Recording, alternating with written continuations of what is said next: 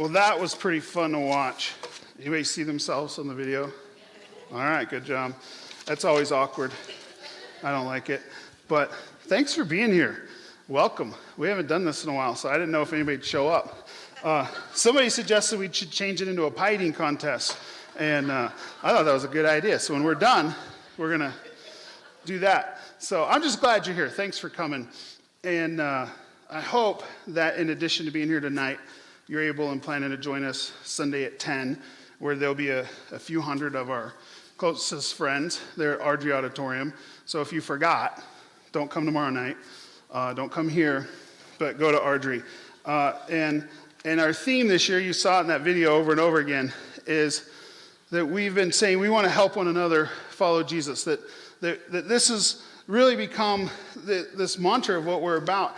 And the reason you're here tonight, I don't think explained it to everybody real clearly or to anyone, honestly, is in some capacity, we just put together a list and said, who are people who are leaders? Who are people who are key volunteers in some area? And so really, as I think about this year and the things you just saw and some of those highlights, and those are just a few of the things that have happened in 2018 so far, you're the people that God was using to help each other, but to help literally thousands of other people follow Jesus. That 93 people have been baptized this year, that the kids are at VBS and camp and things like Love 928, Rooted and all of that stuff. It's because you led a group. It's because you come here on a Sunday night and lead with students, or you're an usher or greeter, or you are some of the people that make this happen financially. I mean, there's leadership comes in all shapes and sizes. Some of you work here, and you have to be here tonight. And some of you, your spouse works here, and they made you come tonight. Some of you are elders and directors and part of our board, and so just that's why you're here. And I think it's probably good to let you know, because some of you are going, what am I doing here? I got an invitation, and it said food, so I came. But I want you to know at the beginning, I want to tell you a little bit about next year. What I'm going to talk about tonight, I'm not going to talk about Sunday at Ardrey. And when I'm going to talk about Sunday, I'm not going to talk about tonight. So you're not off the hook for Sunday. You got to come back, because I took the time to write 2 messages, so you have to take the time to hear 2. And trust me, Sunday will be a lot shorter. So, yeah, you figured that one out, some of you. Some of you will in about 35 minutes. Here's the thing, though. I know who's here. I helped make the list. I'm not going to ask you to do more things. I'm not. So some of you are going, you just said we're the leaders, we're the people who make things happen. I know you are. But I want to tell you about some new things, not so that you'll do more, but so that you'll help me and the other people who are planning all this to make it happen and to tell others. So I want some of you to take a deep breath, because you're like, I don't have time for anything new, Chris. And everybody that works here knows whenever I get a new idea, it takes a lot of time. I want to say thanks for what you do. Thanks for what your spouse, if it's your spouse that's more involved than you are, you're supporting them and you're allowing them maybe to do things here. And I do want to tell you about what I think is our future for the next few months, for this year to come. And again, not to ask you to do more, but to ask you to tell the other 900 or so people that you'll see Sunday and in your rooted groups, and as you usher and as you check in their kids, or you sing on a worship team, or whatever it is that you're doing to help us accomplish what God's called us to do, which is helping one another follow him. So let me just get into some of that. Here's the thing we're going to start the year with. I'm going to ask people this question. What would be different? And I think it's good for us to start and think about this question. The beginning of the year in January, our messages are going to revolve around this question. What would be different if each of your circles were better in this year to come, in 2019? That makes perfect sense, right? Like you're going, what does that mean? Well, here's what I mean. I mentioned this the other day. You know the difference between, you're sitting in a row, right? You guys, yes? You're all my friends. You can answer back. You're right. If we took this row apart and we made it into a circle, I should have done this earlier, right? I just want you to see this. okay? If you're in the back and you can't see this, this is a circle of chairs. You're in a row, and this is a circle. What would be better in your life? What would be different in your life? Because you're sitting in a row. I mean, this isn't, really, if we had popcorn, this would be like being at Harkins, right? Or being in a football game or a classroom in a lecture hall. Very similar. And it's great what happens in rows. But what happens in circles is completely different. And you get that, right? But I just want you to look at it. I want you to think about the circles you sit in. The people you sit at a table and eat dinner with. The people you go to lunch with. Maybe it's at your work, it's a meeting table and it's a circle. It's your friends that you hang out with on the weekends, or it's people in your rooted group, people in your life group. That circle, it represents the places our lives really change. It represents the real places that we truly do what we said we're trying to do, which is help one another follow Jesus. You can't really help each other right now. I'm trying to help, and you're trying to take some of that in, and this is great. But this is where it really happens. You've experienced that. That's why you became a leader. That's why you contribute. That's why you give up your time, your energy. But we want better circles. Because if your circle was better, what could change? Would your marriage get better? There's been circles I've sat in over the years. 22 and a half years we've been married. And sometimes that changed because I sat in a circle with some people. And it got better. And I've sat in circles with people who said, you're not the problem, she is. That was the wrong circle. Not all my circles make me better. It's got to be the right circle. Maybe your relationship with your kids. I own 3 teenagers. I can sit in circles where people go, they'll be fine. Or I can sit in a circle where people go, let's talk about it. Let's pray about it. Oh my gosh, my kids do that too. And maybe it's your coworkers. Could that relationship be better? Do you avoid going to work? I mean, do you hate it? Some of us do. Not me, but Your friends, could that be better? I think the quality of your circle can impact that. Your neighbors, are they far from God? Are you sitting in a circle of people that are helping you follow Jesus? Are you helping other people follow Jesus? And so we are sitting in these circles. We're leading these circles. You're in. And my goal next year, our goal next year, is that a whole bunch more people are sitting in the right circles. Because here's what I've seen. And this is the advice I give my teenagers. And you gave your teenagers, or you're going to give your teenagers when you have them, is that your life will be better or worse because of these. The choice of the circle you sit in will impact your life. Maybe your mom said it the way my mom said it, and she stole this for thousands of years. Bad company corrupts good character. Right? You tell that.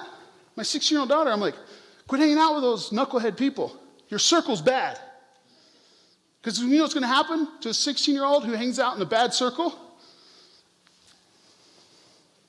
You know, that was us.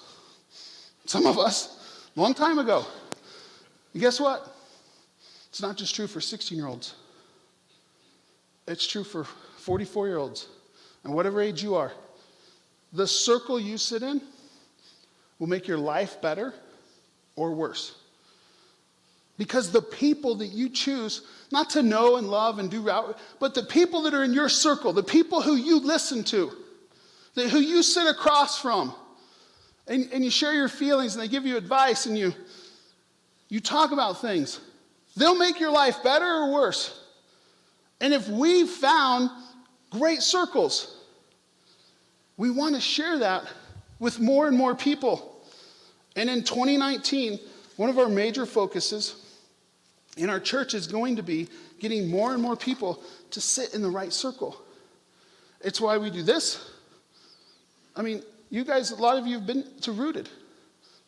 Last year, this year, you're in it now, or you're finishing this week. Woohoo, right? No more homework till January. But you still hang out with Jesus because you want to be in a life group. Go back to Rooted for a second, Nick. Sorry. Here's the thing. If we're going to have more circles like the one you've experienced in Rooted, if you've been in Rooted, then one of the things we need is many of you who are in this room to lead, to facilitate this circle next year. January, September, we need about 20 people each time.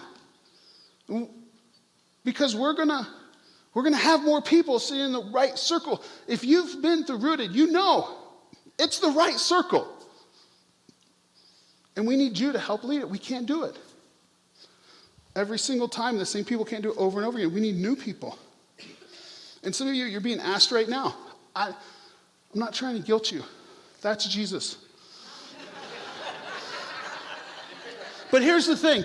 If you've experienced Rooted and you go, I could do that. If you're crazy and like you need help, like don't volunteer to lead that. We'll get you later, right?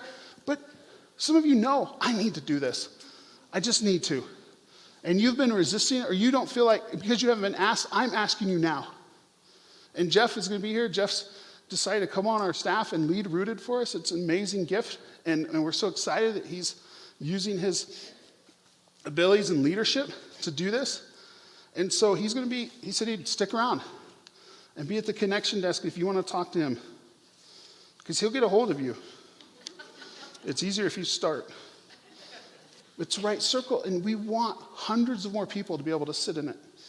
And if you've been through Rooted, you know the next step is what we've called all kinds of different things as a life group now. And it's simply the continuation.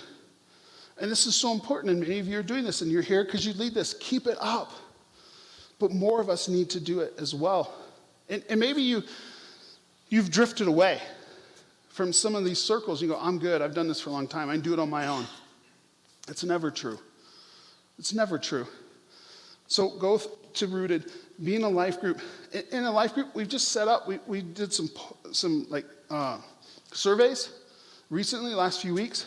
Many of you who were in a life group currently got that. If you participated, we just said there's things that a lot of people need help with. And so we're just setting up life groups that we're going to get great curriculum, like Rooted, like what you're just finishing up in your life group now with My Story, God's Story. We're going to continue to do that after Rooted.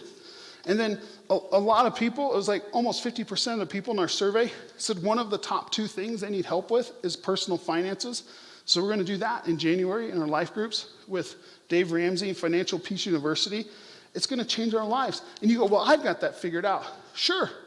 But you can sit in a circle where you help someone else too. And that circle might not change your life as much this few weeks, but it'll change somebody else's life. And most people tell me they've got that figured out. We're just pretending. We don't. Some of us do. But we can all help each other and one another. And then after that, we're going to really focus on relationships, on marriage, on parenting, because that was the other thing that came out in the survey, is that marriage and family relationships and finances were the top things people want help with.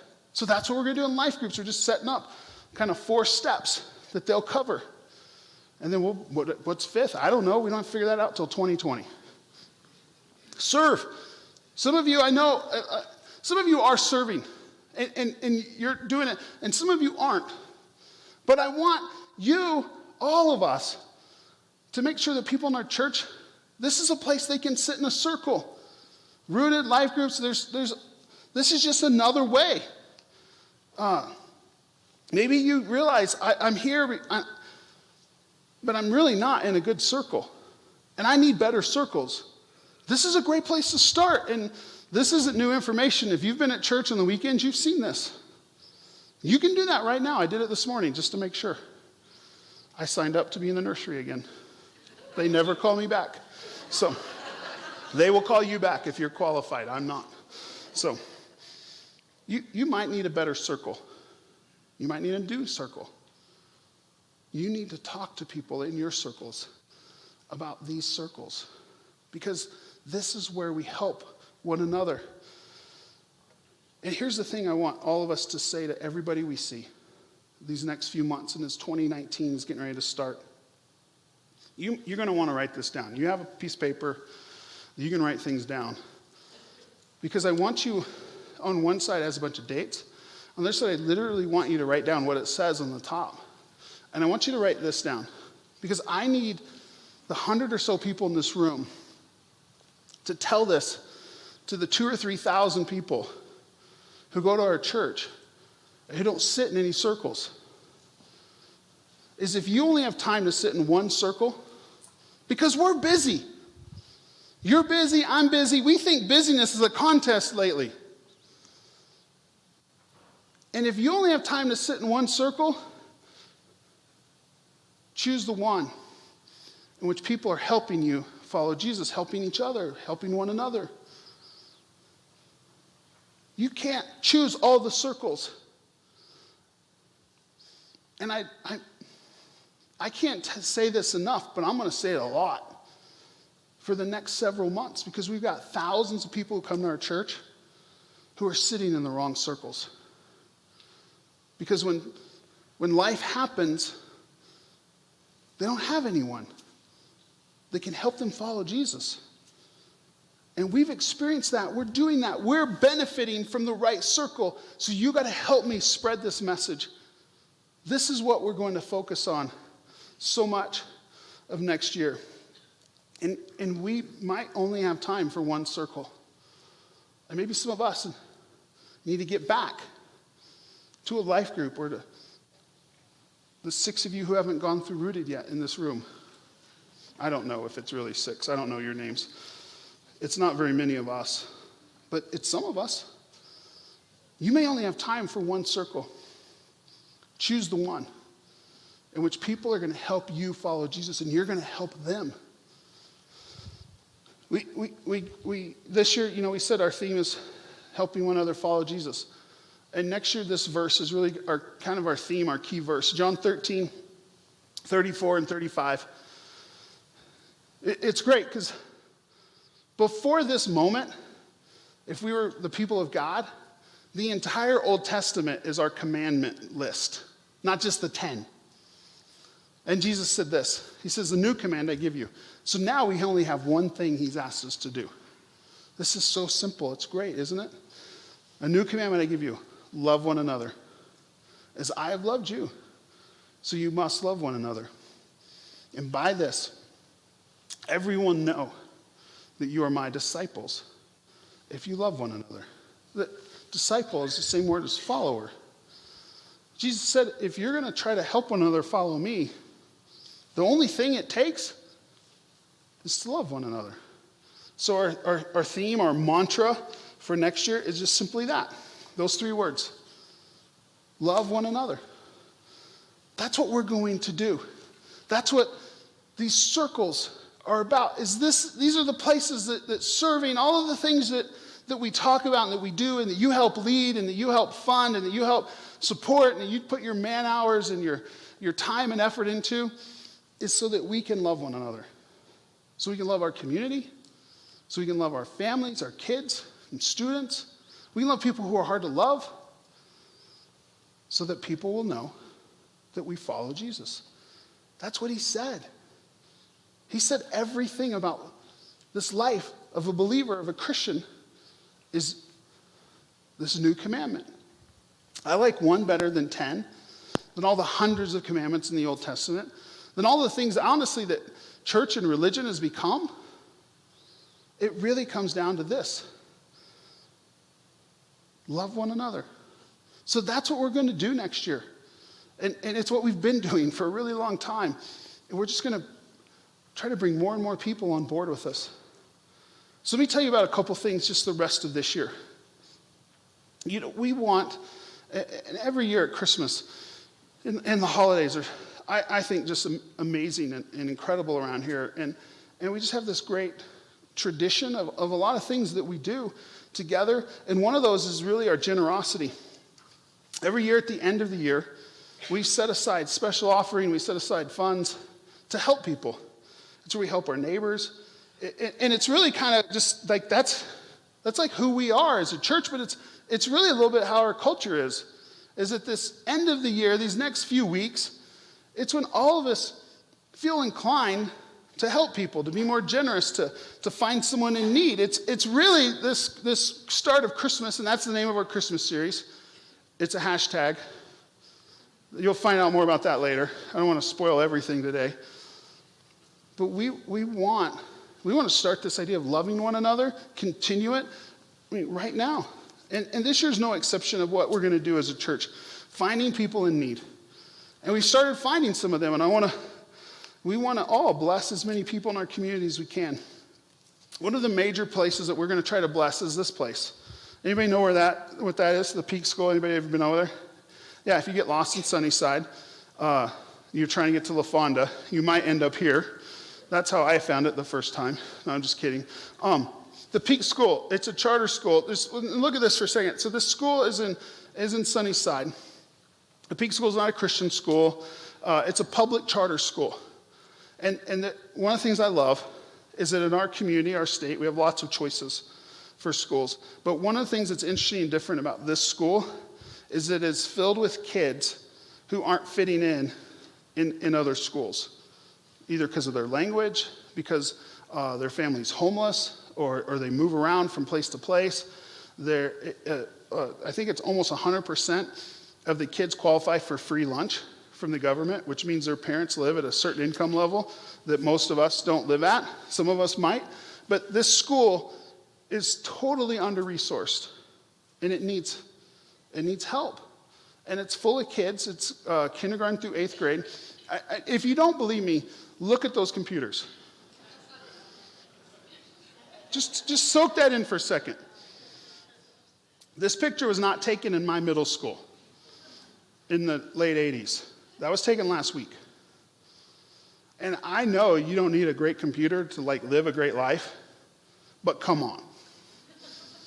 We're trying to educate kids that aren't getting educated other places. And I'm not here to start a debate about schools or education. I know the director of this school. We've been going here at Love 928. These are great people and great teachers trying to serve great kids that are in really bad situations, and they don't have some of the things they need. So our Christmas offering is going to help. And we're not going to tell them to buy new computers so that I can get a better picture.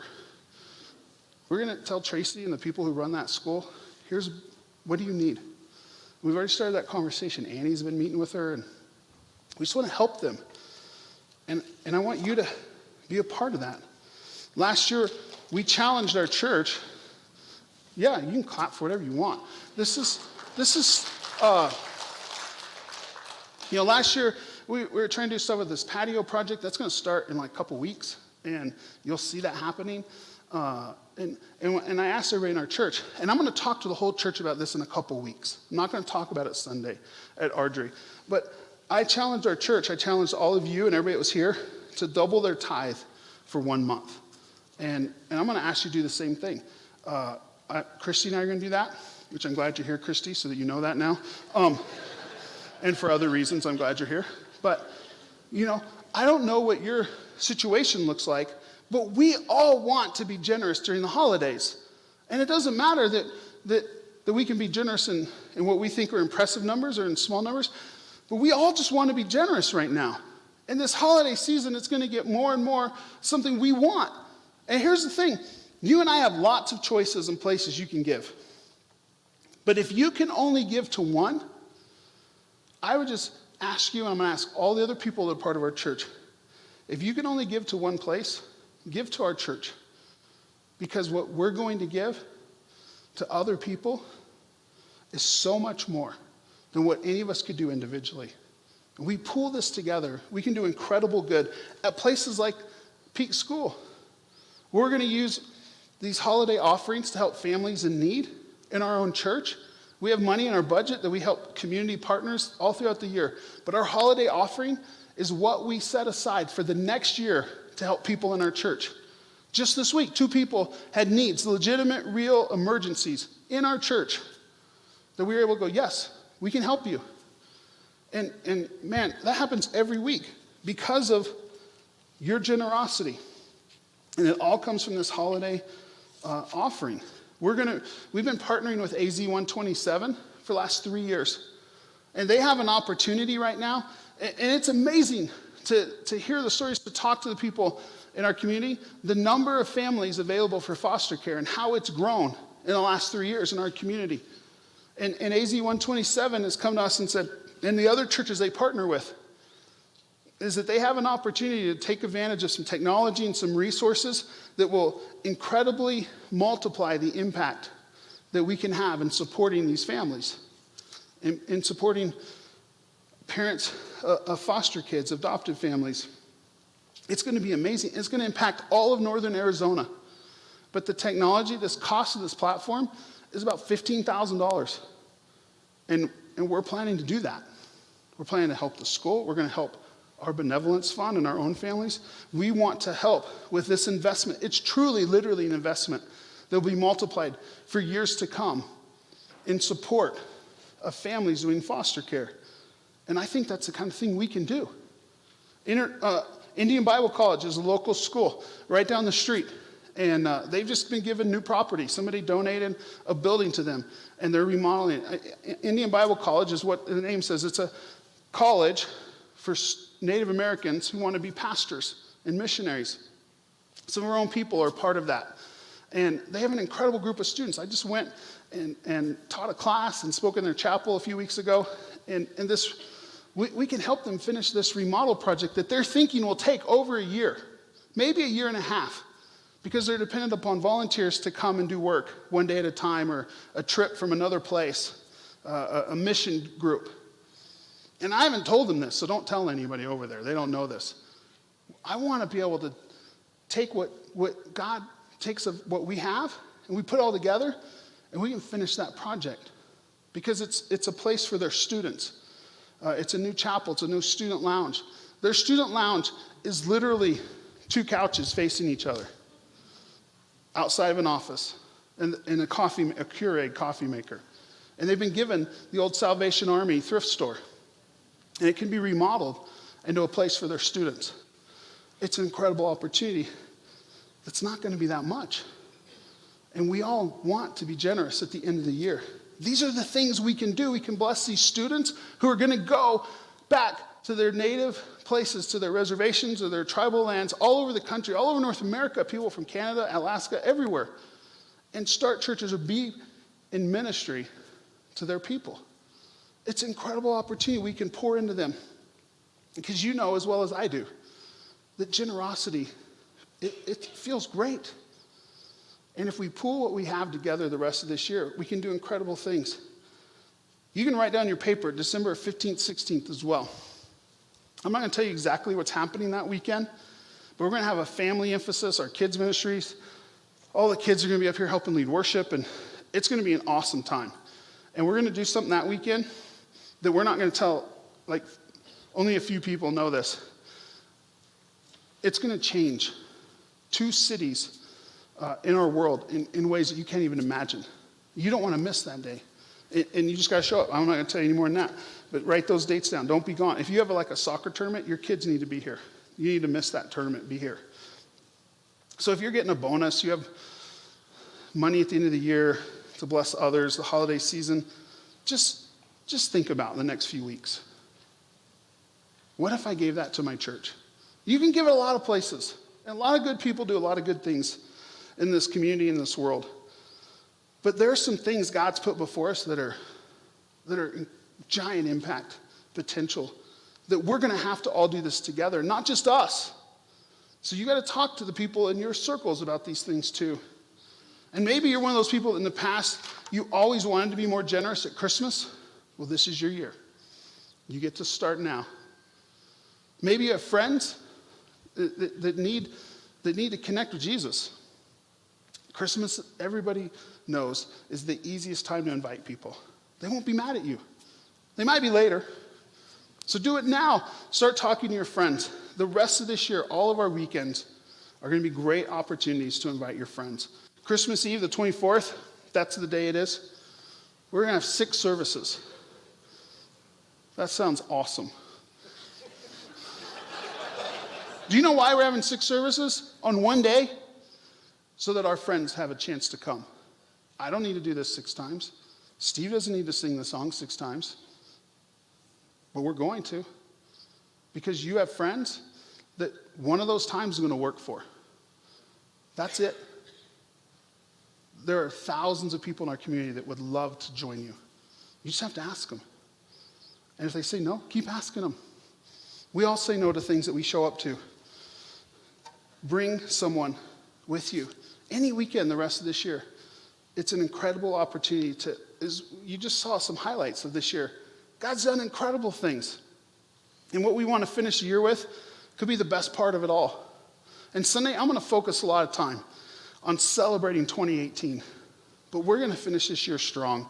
And I'm so excited about it. But let me just end with this. I'm almost done. I want to show you our goals for next year. We've got lots of goals and lots of things we do. But we've got some high-level goals that I want you to look at. And these are just our goals for 2019. I think here's the first one, is we want 625 people to participate in a life group or Rooted. If you have a paper in your hand that says, what's exciting at my church, this might be the place you write some things down. Because I want you to pray for these things. Our goal, you saw the number right now, this point in the year, we've had, I think it's 93 or 94 people have been baptized. That's pretty amazing to think about in just a church our size. And our goal next year is 125. If you're going to only pray for one thing for your church, pray for that. Because that means people are coming into Jesus' kingdom for the first time. And then we're going to start, our goal is that in 2019, you've heard us talk about the work God's called us to in Algeria in the Sahrawi refugee camps. We are planning and moving forward in very tangible ways that we're going to start a training program for a team that doesn't even exist right now in next year. That's our goal. This is big.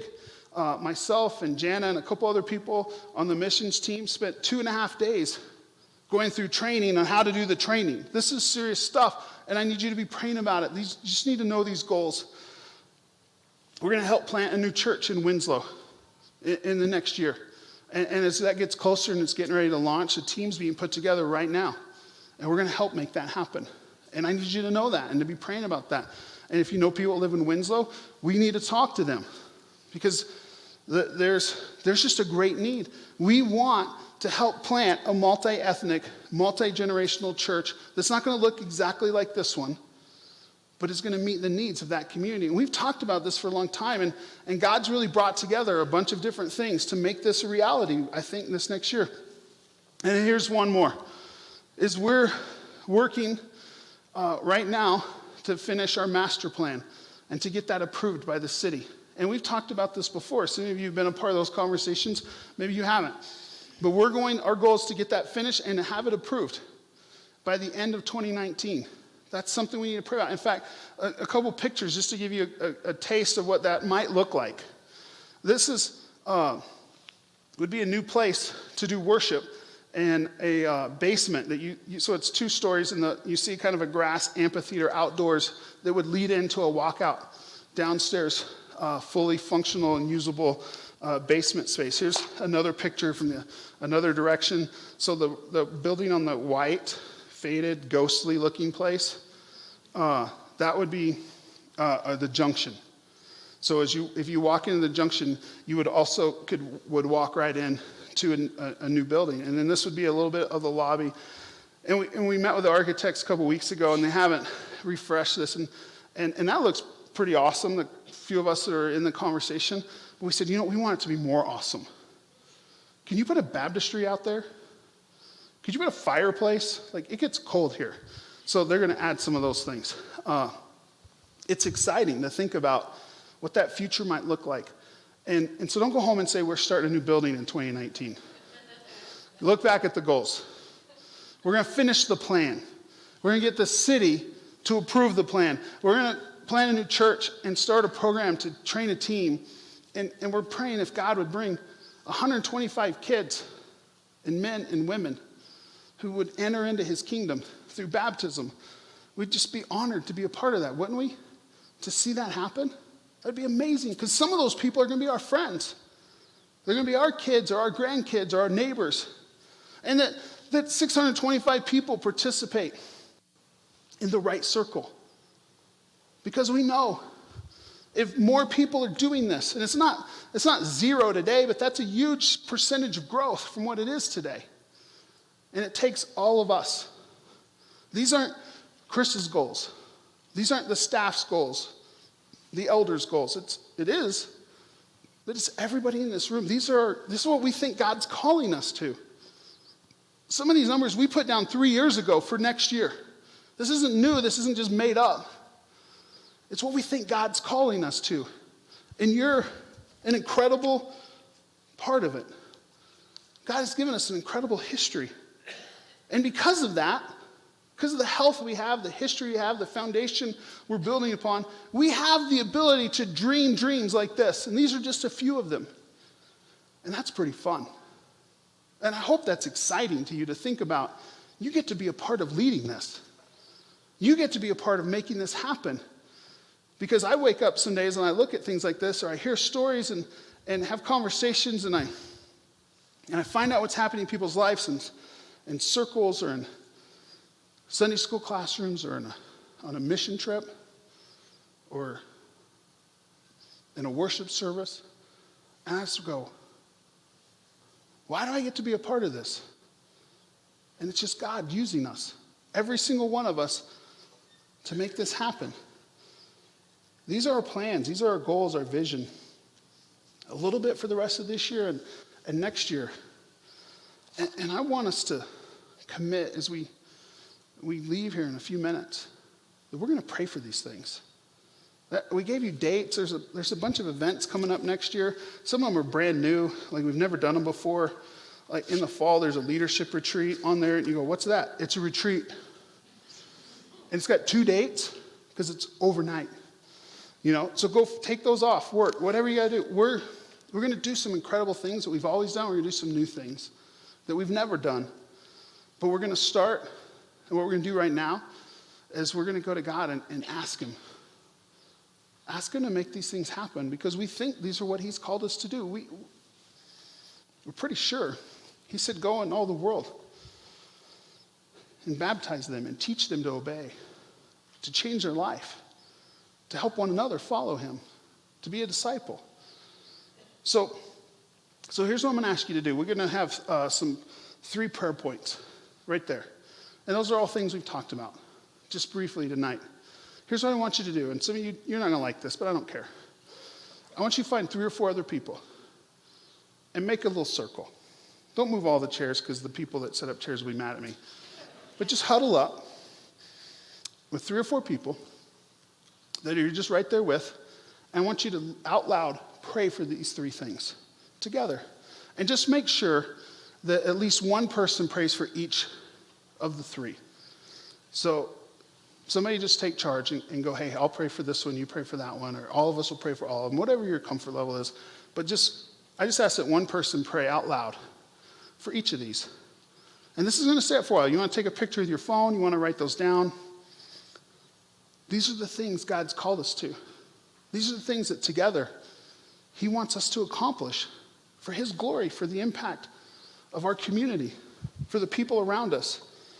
And I can't think of any better thing to do than to pray, to ask God to move in mighty ways and to let us lead. Because if he were to use us to do just the things we've talked about tonight, we'd be so blessed. And we'd impact so many more people. And it will be all of us together. It has to be that way. So when you're done praying, you're done. You can go get some more dessert. There's plenty. It was wonderful. So thank you for the people who did that and put it together. But I want you to pray. Get your prayer crew, 3 or 4 people, and just spend a few minutes. And then when you're done, stick around. And when they turn the lights off, you have to leave. So join your crew, and let's start praying together.